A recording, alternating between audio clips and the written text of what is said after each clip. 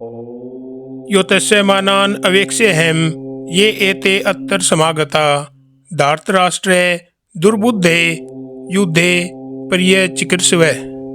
अर्जुन कहते हैं, मैं उन लोगों को देखना चाहता हूँ जो इस युद्ध में लड़ने के लिए एकत्र हुए हैं, जो दुष्ट बुद्धि धृतराष्ट्र के पुत्र के प्रिय कार्य करना चाहते हैं।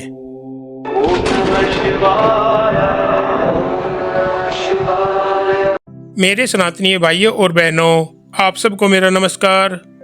हम श्रीमद् भगवद गीता के श्लोक दर श्लोक का अध्ययन कर रहे हैं। आज का श्लोक पहले अध्याय का 23वां श्लोक है, जिसमें अर्जुन कहते हैं, मैं देखना चाहता हूँ हे माधव, वे कौन है जो दुर्योधन जैसे दुर्बुद्धि व्यक्ति के लिए धर्म के विरुद्ध इस युद्ध में आए हैं।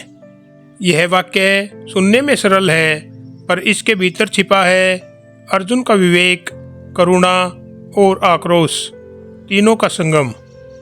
अर्जुन का यह श्लोक सिर्फ विरोधियों को देखने की इच्छा नहीं है, यह धर्म और अधर्म की पहचान की जिज्ञासा है।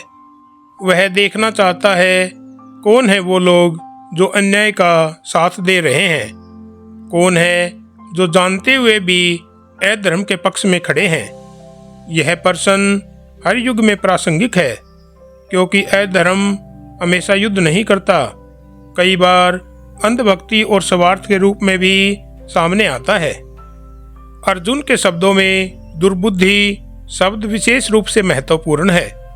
वह जानते हैं दुर्योधन केवल विरोधी नहीं, बल्कि वह व्यक्ति है जिसकी बुद्धि धर्म से भटक चुकी है। जब बुद्धि अधर्म से जुड़ जाती है, तब सबसे बड़ा अंधकार जन्म लेता है। यहाँ अर्जुन का दृष्टिकोण आध्यात्मिक निरीक्षण का है। वह युद्ध में उतरने से पहले यह देखना चाहते हैं कि उनके सामने शत्रु कौन है और उनके पीछे कौन सी विचारधारा है।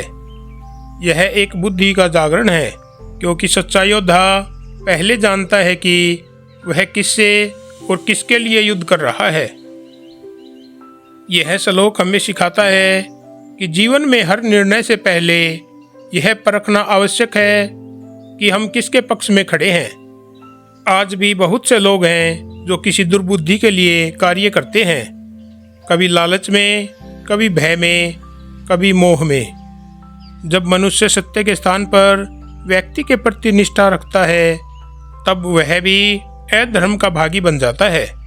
आज भी हमारे समाज में अनेक कुरुक्षेत्र हैं। हम भी बार बार इसी प्रश्न के सामने खड़े होते हैं, क्या हम धर्म के पक्ष में हैं या केवल सुविधा के।